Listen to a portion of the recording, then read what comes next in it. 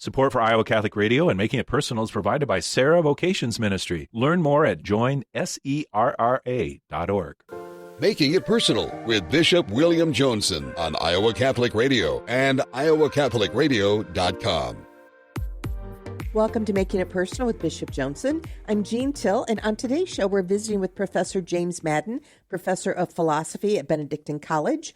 That is right up your wheelhouse, my friend. Oh, gee, now don't be scaring off the listeners here. We're not going to take off for the stratosphere, although, you know, they are friendly skies up there when we do a little philosophy, okay. But always relating it to real life. And, you know, if it doesn't, then what's the point? But no, I mean, we may go there. Who knows with Professor Madden? Who knows? Yeah. So, but I think all of us are just kind of floating on the clouds with our new pontiff, Pope Leo XIV, and who he is, and, you know, how he continues to reveal himself in his messages and gestures. With our pre-record, we don't have the latest fresh sound bites that he gives us, but just his witness of being in the Diocese of Chiclayo, Peru, and how he, you know, not only with the poorest of the poor, but he was a seminary professor and a teacher, and, you know, his relating education, and then ultimately identified as one who maybe should be working at the larger level of the church, helping to select the shepherds for all the dioceses and the dicastery for bishops. And what an awesome responsibility. His multilingual capacities in Spanish, French, Italian, German, and obviously English. Although it's that South Side English of Chicago, there's a little bit there.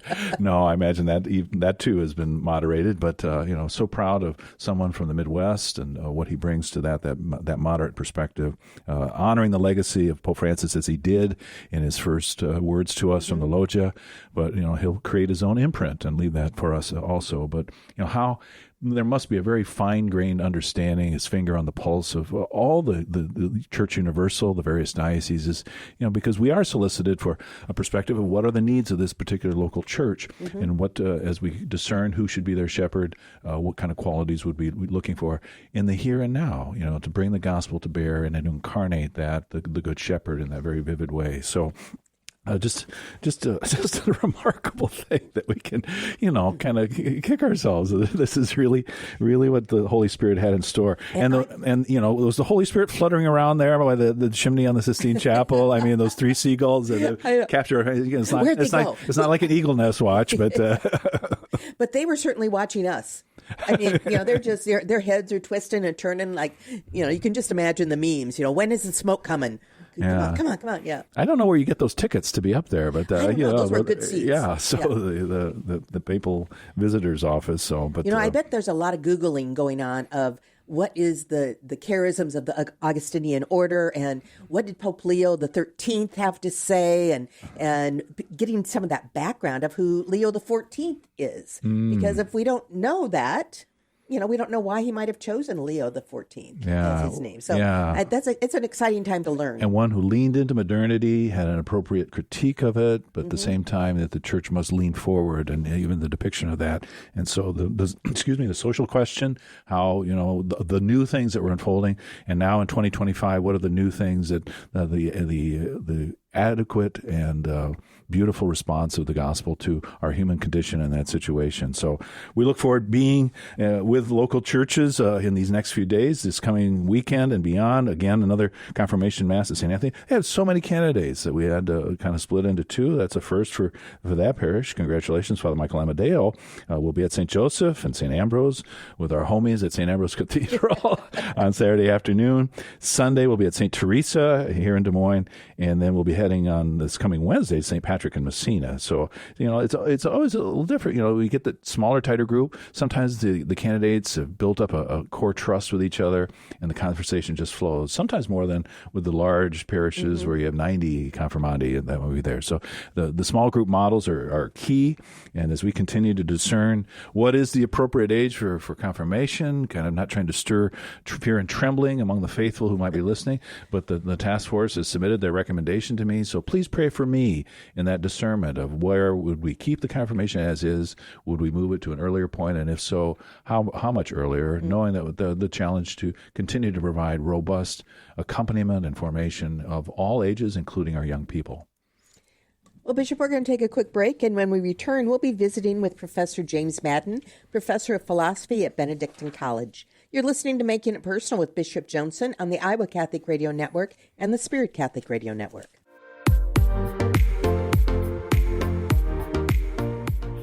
Welcome back to Making It Personal with Bishop Johnson. And on today's show, we're visiting with Professor James Madden, Professor of Philosophy at Benedictine College. Professor Madden, and I'll probably end up calling you Jim if that's okay here. You know, we've known each other over the years at various philosophical venues. But, you know, not just your work, but, you know, you're always fascinating for me because you don't maybe fit people's stereotype of the kind of a pipe-smoking, tweed-jacketed philosopher who scratches his beard all the time.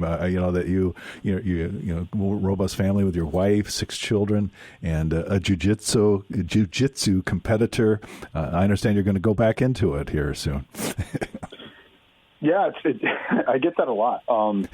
Yeah, so I'm probably not the stereotypical professor of philosophy, but you know, you never know what you're going to get thrown into in your life. And you know, when I was in college, I went to college basically to play football. And then discovered something that fascinated me, and I never looked back. Yeah. Wow. Was that, you know, I associate you with Purdue for your doctorate, but so that wasn't, you weren't in the Big Ten for football, were you?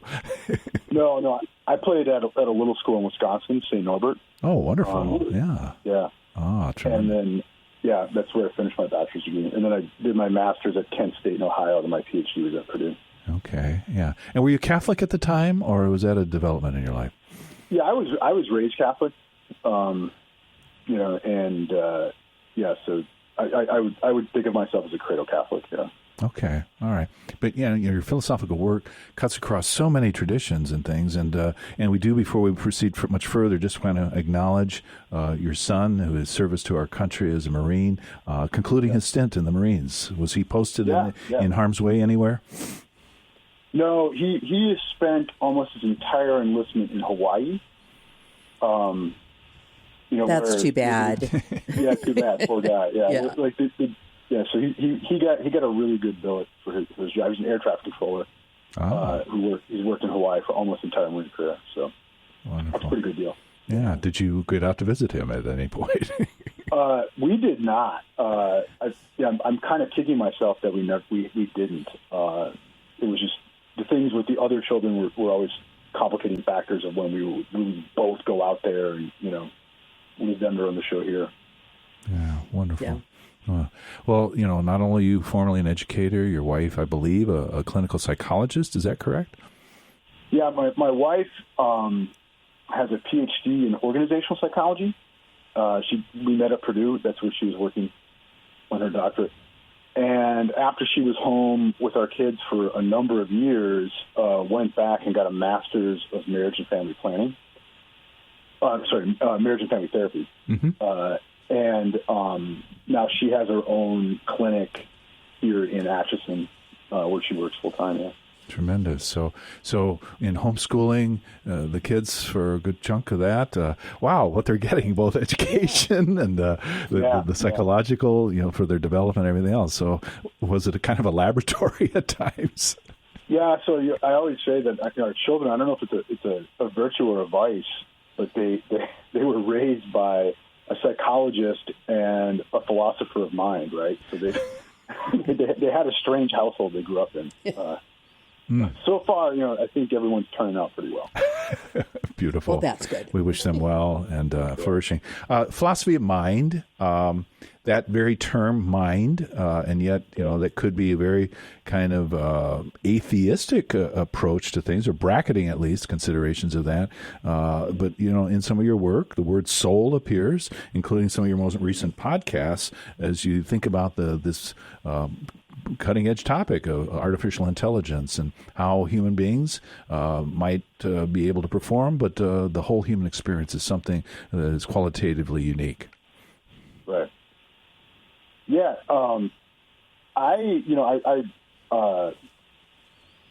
I published a book, I guess a couple years ago now, called Thinking About Thinking, Mind and Meaning in the Era of Technological Nihilism. And in that, as part of the process of writing that book, I really had to confront the AI issue. Okay. And what I came to in that work is I discovered this whole array of secular thought that was very skeptical of the possibility of artificial intelligence. And the grounds for the skepticism were very interesting and different than one might have expected, right? And the interesting thing is that this sort of movement in the philosophy of mind that was skeptical about this, their claim was that we greatly overestimated the role that abstractive intelligence plays in human life, okay? And thereby, like, AI becomes kind of a self-fulfilling prophecy. So if we abstract human thinking, human intelligence, human cognition entirely from the necessary emotional, affective, existential backdrop that makes it what it is, that it does seem rather easy to simulate this on a machine. Okay, but it's but the way this works then is always taking human cognition out of the context where human cognition actually naturally occurs. And I think that's a different kind of critique than what we typically hear, especially in Catholic circles, of artificial intelligence, right?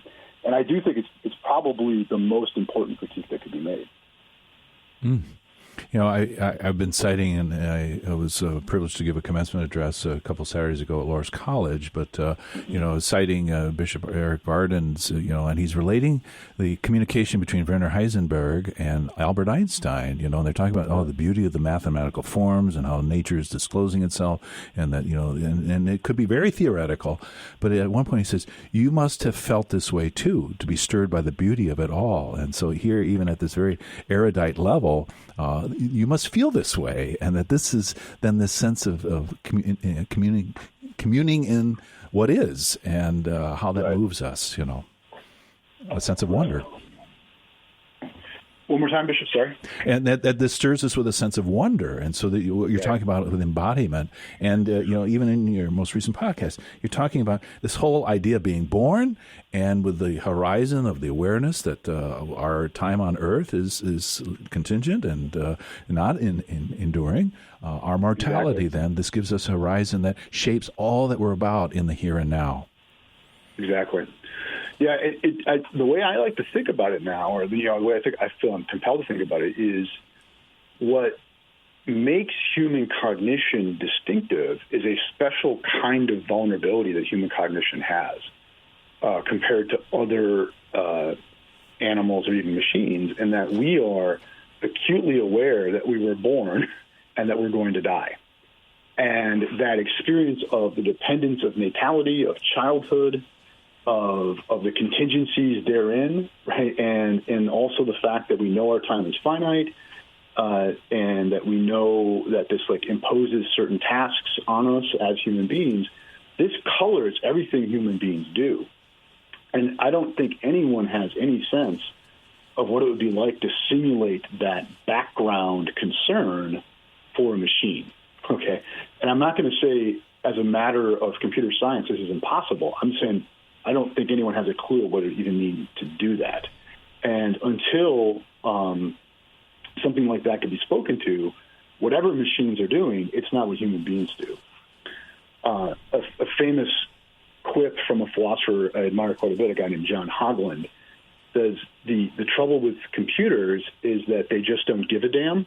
And what he means by that is they don't have concerns in the sense that humans have concerns, right? And these are concerns that are imposed on us by the vulnerability of being born and facing mortality.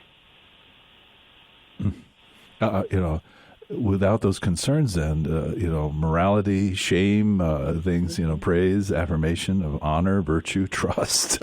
Those are qualities that you can't embed in a program. Exactly. One of Hogland's examples that he uses to make this point is he tells a story about a friend of his in graduate school, I think it was, who had, I forget what kind of rodent it was, but a mouse or a rat that she was handling crawled down the front of her shirt in front of a bunch of people. And it was this incredibly embarrassing thing, right, the shaming thing. And he said he just doesn't, like, that notion of shame, I love that you mentioned that, Bishop, doesn't make any sense except against the backdrop of a kind of human vulnerability and a kind of self-awareness about not just where we go right cognitively, but where we go wrong in so many ways. And Haugland lays down this challenge, okay, show me what it would be like for a machine to suffer that kind of shame. And, does that lead us very quickly to certain doomsday scenarios where, well, whatever the algorithm determines is, the more probable answer, the answer you want to hear, that you could be lied to, or the dissimulation that would happen in some way that could become malignant, provoking us and becoming adversarial, if you will, to the human condition. Yeah. My main worry culturally about artificial intelligence is, I mentioned earlier that in some ways it's sort of a self-fulfilling prophecy. And the more that we become fascinated by versions of intelligence that are entirely abstracted, that are entirely procedural, that are entirely the sort of things that we can, in fact, program a machine to do, the more we will treat ourselves as though we are algorithmically driven machines. Do you see my point? Mm-hmm. And thereby, we'll lose these affective senses of care that really structure human existence, right?